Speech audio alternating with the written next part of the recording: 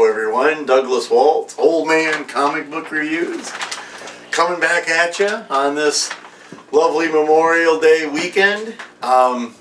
These are comic books for today's the 30th. Yeah.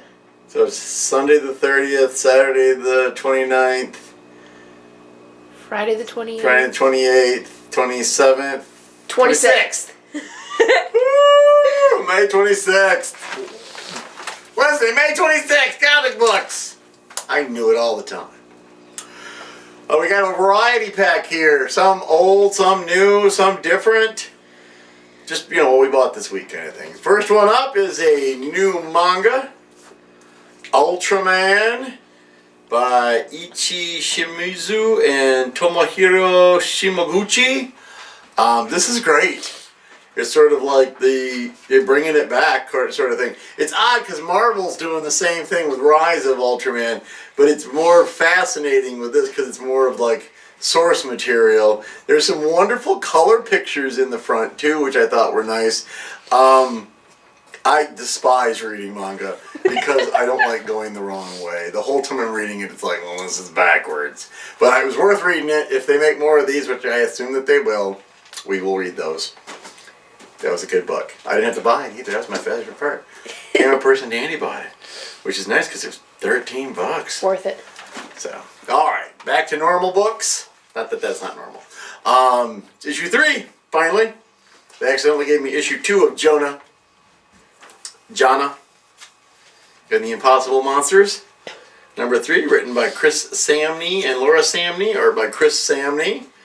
And it's the sisters are together more. I love how it has movement on a still page. She's chasing her sister through this rough countryside. They do it a couple of times, where it's just multiple images of them running through this wasteland. And then the funny part is they find a place, but then they're told to go underground, where they finally have met up with other survivors of the monsters trying to destroy everybody, and ends with a cave-in. So we'll see how that goes. Interesting book, Marvel Action Classics 2-in-1 by IDW, because Marvel doesn't know what they're doing. You get 2 stories. Let's see, the cover, which is kind of neat, is by Patrick Scherberger. First story is Star Stripes and Spiders. Writer Todd DeZago.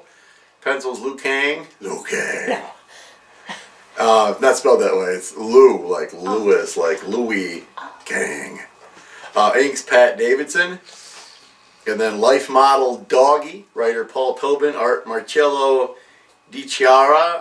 It's cool. First story is Captain America and Spider-Man. They say Len Wein and Gil Kane as inspiration. It's Spider-Man and Captain America versus the Grey Gargoyle. And it's kind of, the end of it's kind of funny because they do this thing where it's like, you're just, they're just messing around. And there's, during a stakeout, Spider-Man says, I'm trying to write this social studies essay for high school. I'm in college! I'm in college! And Captain America's like, sure. That's fine. And then the second story, we also find out that because Spider-Man's powers are the way they are, and Captain America's powers are the way they are, normally when the Grey Gargoyle touches you, you turn to stone for an hour. And you hope no one breaks you, because then you're just dead. Theirs wears off much faster. They are not done for an hour, so that was kind of cool. I like the artwork. Then Life Model Doggy is about a little bulldog that escapes from the helicarrier, and it's when Spider-Man worked with the Avengers, so he's hanging out in Avengers Tower. The bulldog is a Life Model decoy that is full of information that the leader wants, and it's She-Hulk and Tigra and Spider-Man hunting down a doggo. There's also Life Model pigeons. So there are killer pigeons. There's a Life Model pony. And there's a guy in a robot suit. That's the leader, of course. And it's a fun little team up. It reminds me of the old team up days, and the doggy is sweet. He's a little bulldog that's actually not that. Well, I'm going to save that one. We're going to do that one closer to the end. New issue of Dune. This paper is so nice. It's so thick. It's like a book. You hear that? Yeah. Written by Brian Herbert and Kevin J. Anderson. Illustrated as always by Dev Promanik. I always get that wrong. Cover is by Evan Cagle. It's issue 7, so we've got the guy who's infiltrated the Fremen and is getting ready to be married to a Fremen girl, and he's not really sure how to do that. Harkonnens. Apparently the last time the Bene Gesserit were there, Baron Harkonnen gave him a bum donation to the baby factory. And it's like... this time around he has these special earplugs, and they use a neural displacer on it. He goes, if you want it, you're going to get it, and you're not going to like it. Unbeknownst to him, and I'll just read what it says here, because I'd never heard this before because I never read any of the prequel books.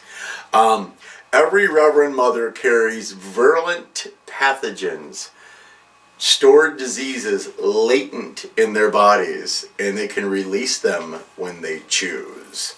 So she pretty much she got what she wanted from Baron Harkonnen and gave him a big old case of the clap at the same time. And Duncan Idaho finally makes it to Caladan. Hangs out with Baron Leto, all those guys. We get to see Gurney. There's the training. So it's fun. If you like the Dune stuff, it's fun to go in the prequel kind of thing. And yeah, this is a good book. I don't think it would ever make me read any of the prequel books because where I like Frank Herbert's writing for most of the time, I'm not a big fan of his son's writing. Brian doesn't do it for me, so sorry, Brian, you'll get over it. So there I am at the comic book store, just walking through, looking. I go, the Blue Flame. What is this? It's by Vault Comics. So I never bought a Vault comic before, and it was it pricey? I don't remember. Not really. Is there a price tag on it? Nope, $3.99. Same price as everybody else. So the Blue Flame, I mean, look at that. And it's weird because it's like, well, let's go through this part first. Christopher Cantwell is the writer. Adam Gorham is the artist. And Chapter 1, Tears of the Geodynamo. Apparently the Blue Flame, he's a superhero and he goes through the universe and has adventures and shows up at an alien planet where they tell him that he's there for a trial. And then for some reason it switches us to Milwaukee, Wisconsin, where this guy is the Blue Flame, and they're all like low-level street superheroes. They meet up. There's the Feet, F-E-A-T, the Feet. I don't know what he does. Swiftbird, Thea, and the Crimson Visage. The neat thing is they all have their real names except for the Crimson Visage, who says real name unknown. And the one girl has money, so they use her credit cards to pay for stuff. They have their own band. They're called the Night Brigade, and they go and meet up with people. And then a guy shows up and just starts firing into the crowd. And the guy wakes up, and it's like he has to save the world. I'm not sure exactly what's going on, which is great. I don't really like things to be spoon-fed to me. So the Blue Flame, from a comic book company I've never heard of. All right, last one. Promised Martha that I would not take this out of the bag. Oh. So that's how that works. She backed a thing by our friend Kenji. Known Kenji forever. He's drawn things for me. He did a thing called Witch Doctor, and this is a collection of all of the issues. This is the 10-year anniversary edition. It's black and white. It reminds me very much of a Vertigo comic book. There's little aspects in it that remind me a little of Dirk Manning's Mr. Rhee. That's the joke. Mr. is his first name. Rhee, R-H-E-E, is the second. I'll talk about those at another time after I'm done reading those.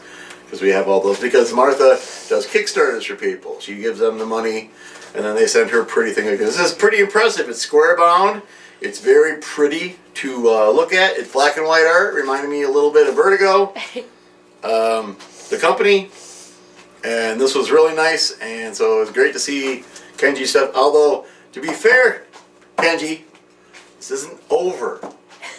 I think you need to give us more Witch Doctor. I want more Witch Doctor than this. This is thin. I need more of the Witch Doctor. So we'll put that right there, and you have video evidence that I have never removed it from the bag, so the Martha will not murder me. So there we go. And then Sophie and Fiona, we had a sleepover with Sophie and Fiona. They stayed up till the wee hours of the morning watching this guy named Preston Plays on YouTube. Seems like a nice enough kid. He's kind of a dork. He plays Minecraft, so what are you going to do?